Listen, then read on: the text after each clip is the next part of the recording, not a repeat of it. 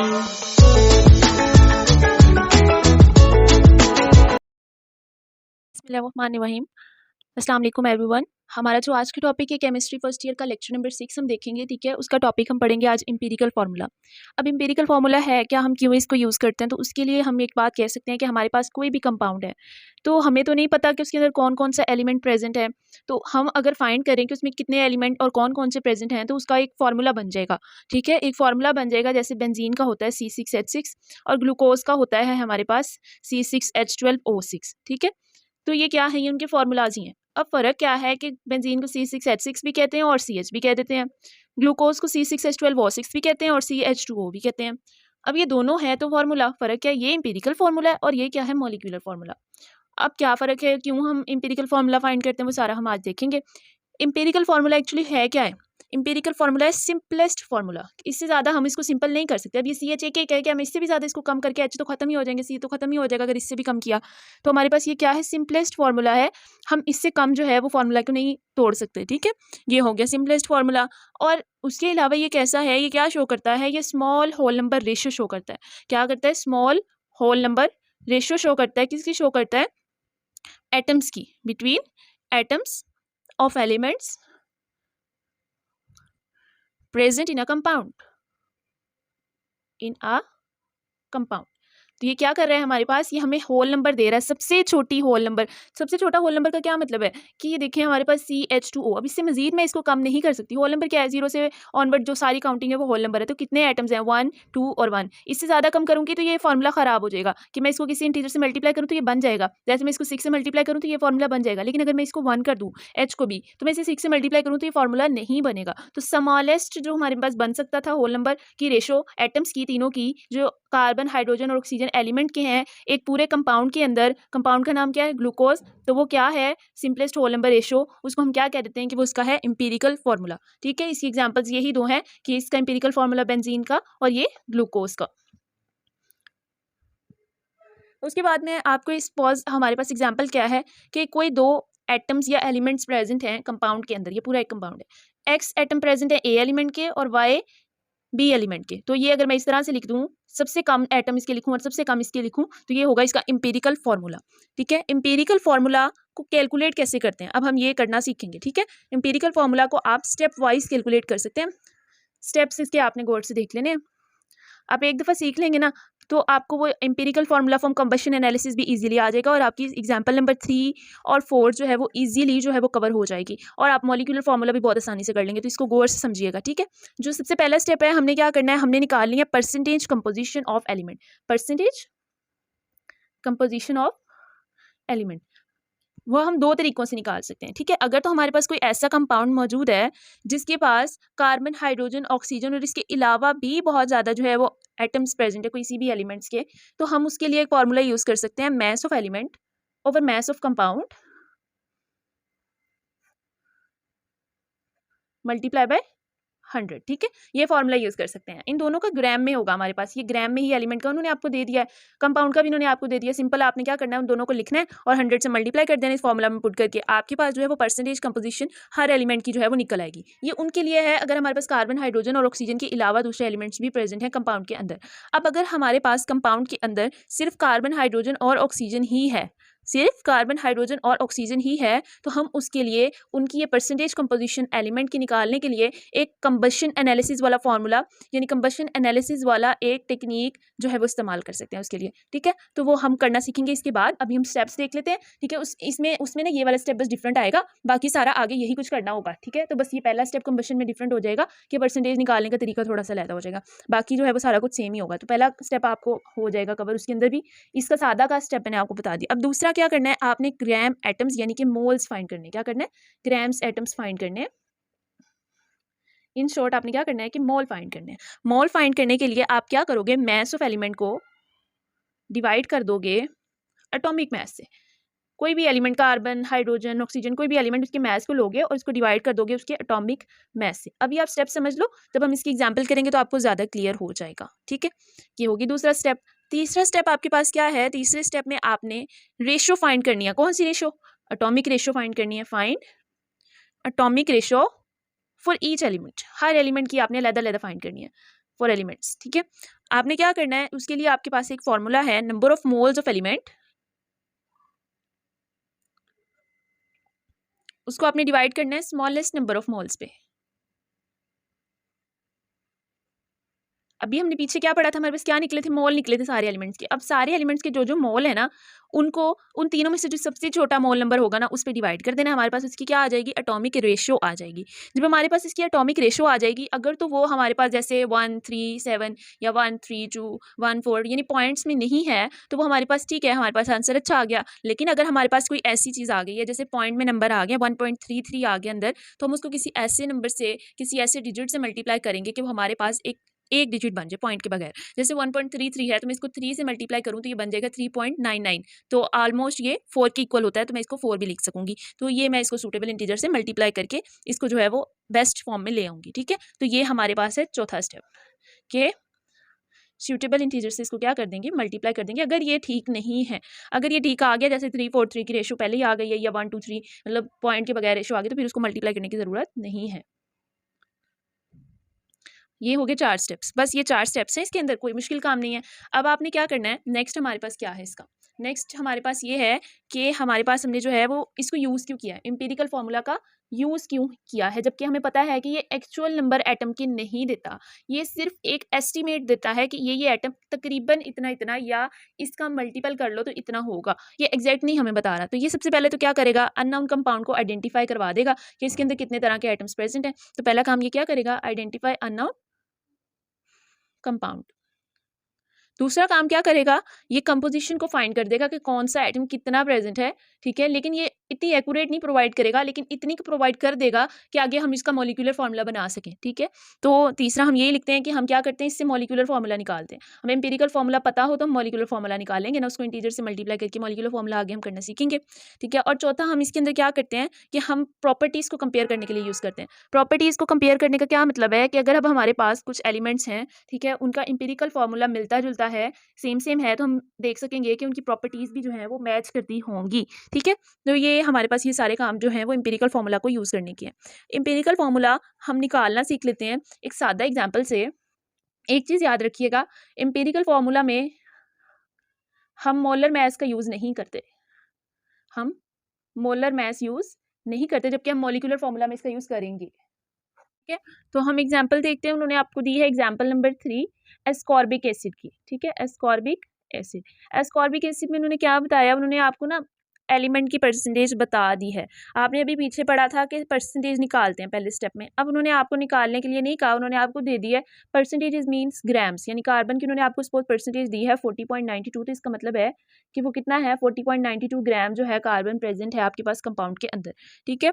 तो आपने ये देख लिया। अब परसेंटेज पहला स्टेप आपको करना ही नहीं पड़ा, उन्होंने आपको कार्बन की भी दे दी, हाइड्रोजन की भी उन्होंने आपको 4.58% दे दी, और उन्होंने ऑक्सीजन की भी जो है वो आपको दे दी 54.5, ठीक है। अब उन्होंने कहा इसका एम्पिरिकल फार्मूला आप जो है ना वो निकाल के दिखा दें कि जो स्कॉर्बिक एसिड है इसके अंदर ये तीनों कितने कितने प्रेजेंट है, ठीक है, इनकी रेशो बता दें। अब पहला स्टेप तो उन्होंने आपको खुद ही दे दिया, ठीक है। अब इसका आप दूसरा स्टेप निकालोगे, आप इसका दूसरा स्टेप निकालोगे। दूसरा स्टेप क्या था कि हमने इनकी एटॉमिक रेशियो फाइंड करनी थी, पहला स्टेप हो गया। दूसरा है एटॉमिक रेशियो फाइंड करनी थी। एटॉमिक रेशियो मतलब मोल्स फाइंड करने थे। मोल्स फाइंड करने के लिए मैंने आपको बताया कि आपने क्या करना है कि आपने इनके मैस लेने हैं, ठीक है। जैसे कार्बन का हम मोल फाइंड करना चाह रहे हैं, तो 40.92 उसका क्या है, मैस है, उसको आपने डिवाइड कर देना उसके एटॉमिक मैस से। कार्बन का एटॉमिक मैस होता है 12, ठीक है। आप डिवाइड करेंगे, आपके पास 3.41 ग्राम एटम्स यानी कि मोल्स निकल आएंगे। ये क्या है आपके मोल्स। इसी तरह आप हाइड्रोजन के निकाल लें, हाइड्रोजन का होता है 1.008, उसके बाद आपके पास ऑक्सीजन है, ऑक्सीजन का आपके पास होता है 16 ग्राम पर मोल, ठीक है, 16 ग्राम पर मोल।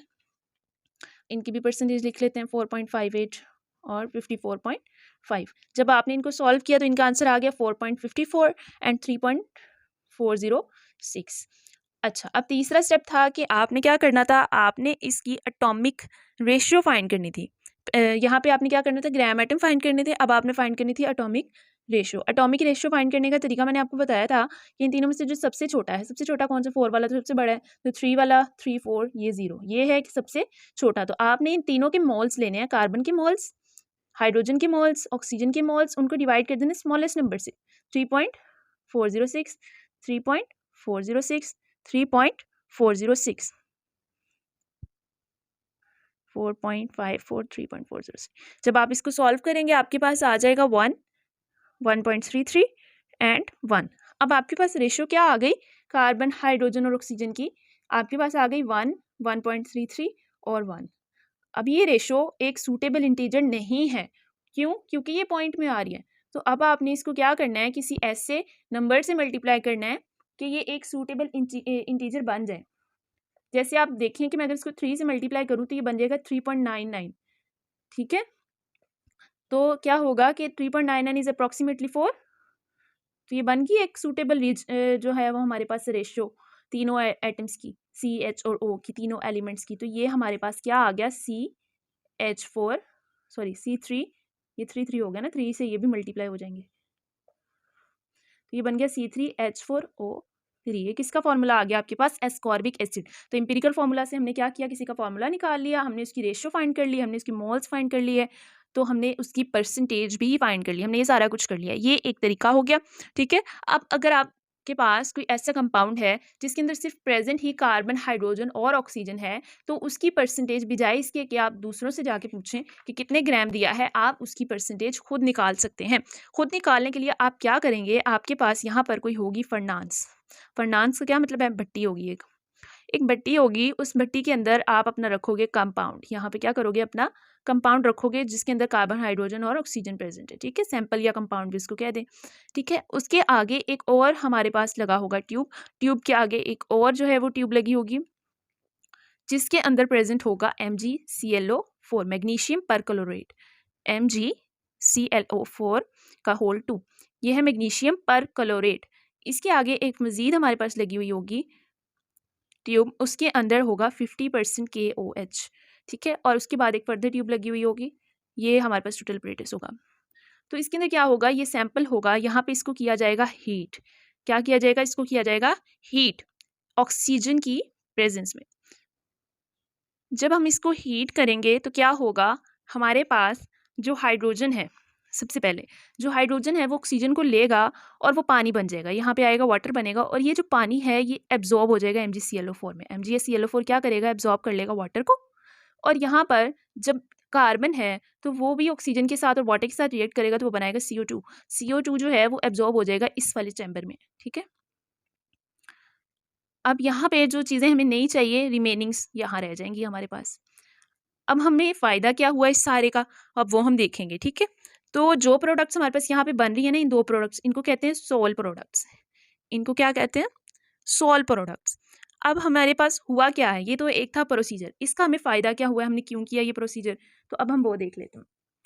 अब हमारे पास हमने क्या किया, हमने इसका, इस जो हमारे पास चैम्बर है, इसका बगैर, जब अभी हमने सैंपल को इग्नाइट नहीं किया था तो हमने इसका वेट कर लिया था MgClO4 के साथ। ठीक है, अब उसका वेट जो पहले किया था और इसका भी वेट हमने इसी तरह पहले कर लिया था, एक दफ़ा वेट हो गया दोनों का।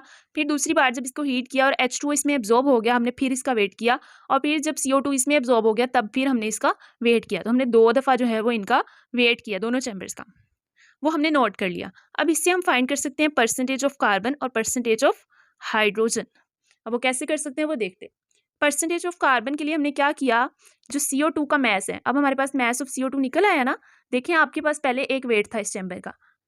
ठीक है, उसके बाद आपका इस चैम्बर का भी एक वेट था, अभी आपने H2 और CO2 उसमें नहीं आया था, फिर आपने एक दफ़ा वेट कर लिया, दूसरी दफ़ा जब H2 और CO2 आ गया आपने फिर वेट कर लिया, फिर आपने अगर उन दोनों वेट्स को माइनस कर लिया तो आपको पता चल जाएगा कि H2O कितनी एब्जॉर्ब हुई है, इसी तरह आपको पता चल जाएगा कि CO2 कितनी एब्जॉर्ब हुई है। तो उसका मैस आपने ये यहाँ पे लिख लेना है। ठीक है, उसके बाद आपने क्या करना है, जो आपने मैस ऑर्गेनिक कंपाउंड जितना लिया था आपने उसका मैस लिखना है। ठीक है, ऑर्गेनिक कंपाउंड जितना आपने सैंपल लिया था, सैंपल लिया था वो लिख लेना है।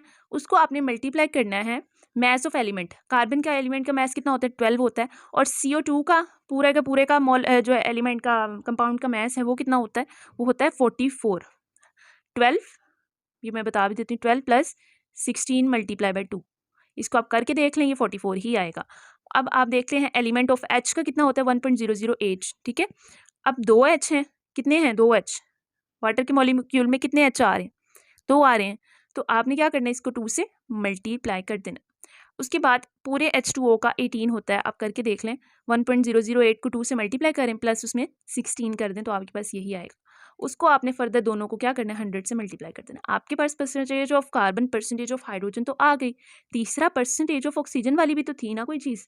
अब ऑक्सीजन की परसेंटेज कैसे आई? इसमें तो ऑक्सीजन वाला काम जो है वो कोई ऐसे काम नहीं हुआ कि हम ऑक्सीजन की परसेंटेज फाइंड कर सकें।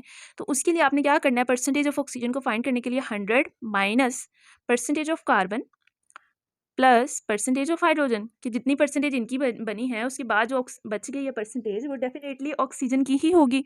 ठीक है, क्योंकि मैंने आपको बताया ही उस कंपाउंड्स के लिए किया जाता है जिसमें होते ही ये तीनों एलिमेंट्स। ठीक है, तो ये हमारे पास ये सारा हो गया। अब इसके लिए हम एक एग्जाम्पल भी देख लेते हैं, एग्जाम्पल नंबर 4। अब ये एक ही प्रोसेस, फर्स्ट स्टेप है ये सारा। ठीक है, जो हमने पीछे परसेंटेज हमें वैसे मिल गई थी, इसमें हमने कैलकुलेट कर लिया। अगर आपके पास ये परसेंटेज जो है वो निकल आई है तो दूसरा, तीसरा, चौथा स्टेप जो बाकी स्टेप्स थे वो सारे के सारे इसमें भी सेम ही होंगे। अब ये आप एग्जाम्पल देखें, इस एग्जाम्पल में आपको उन्होंने ऑर्गेनिक कंपाउंड का मैस दे दिया है। ऑर्गेनिक कंपाउंड का मैस आपको उन्होंने दिया है 0.5439 ग्राम्स।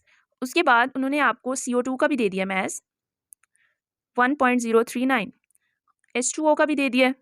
ठीक है, 0.639 6369। ठीक है, ये है आपके पास H2O का मैस। ये आपके पास तीनों मैस उन्होंने दे दिए हैं। अब इसमें सिर्फ पहला स्टेप आपने क्या करना है, अब उन्होंने आपको ये भी दिया है, ये भी दिया है। अब आपने सबसे पहले करना है ये वाला काम, परसेंटेज निकालनी है। तो आपने ये वाले फॉर्मूला एप्लीकेबल करने हैं। कार्बन के निकालने के लिए आप क्या करोगे, इसको लिखोगे ऊपर, नीचे mass of organic compound, multiply करोगे इसको 12 से, 44 से, 100 से, आपके पास आंसर निकल आएगा। ठीक है, मैं इसको सारे को सॉल्व करके मैं सिर्फ समझा देती हूँ। ठीक है, उसके बाद दूसरा काम आप क्या करोगे, परसेंटेज ऑफ हाइड्रोजन निकालोगे। तो आप क्या करोगे, H2O का मैस ऊपर लिखोगे, ऑर्गेनिक कंपाउंड के नीचे लिखोगे, उसको इससे मल्टीप्लाई करोगे, आपके पास आंसर आ जाएगा। ऑक्सीजन का निकालने के लिए 100 माइनस जो इन दोनों का आंसर आएगा उसको प्लस कर लेना, 100 में से माइनस कर देना, परसेंटेज ऑफ ऑक्सीजन निकल आएगी। अब आपके पास पहला स्टेप हो गया, दूसरा step same as it is वैसा ही होगा। आपने मोल्स फाइंड करने, मोल्स फाइंड करने के लिए जो आपके पास इनकी परसेंटेज निकली है उसको आपने एलिमेंट के मैस से डिवाइड कर देना है। कार्बन के लिए 12 पे डिवाइड कर देना है, हाइड्रोजन के लिए 1.008 पे और ऑक्सीजन के लिए 16 पे। आपके पास नंबर ऑफ ग्राम एटम्स या नंबर ऑफ मोल्स निकल आएंगे। उसके बाद आपने एटॉमिक रेशियो फाइंड करने के लिए क्या करना है कि जो तीनों के मोल्स निकले हैं उनमें से जो सबसे छोटा मोल है उस पे तीनों के मोल्स को डिवाइड कर देना, जैसे हमने भी फर्दर पीछे किया भी था। तो आपके पास एटॉमिक रेशियो निकल आएगी। उसके बाद एटॉमिक रेशियो जब निकल आई है तो उसका मतलब आपको पता चल गया कि C कितने प्रेजेंट है, 2 प्रेजेंट है, हाइड्रोजन कितने प्रेजेंट है, 6 प्रेजेंट है, ऑक्सीजन कितने प्रेजेंट है, 1 प्रेजेंट है। तो इसका फॉर्मूला क्या बन गया, C2H6O। होपफुली आप सबको समझ आई होगी। किसी का कोई क्वेश्चन है तो वो मुझसे पूछ सकते हैं। Thank you so much. अल्लाह हाफिज़। Thank you for watching this video. Like, share and subscribe.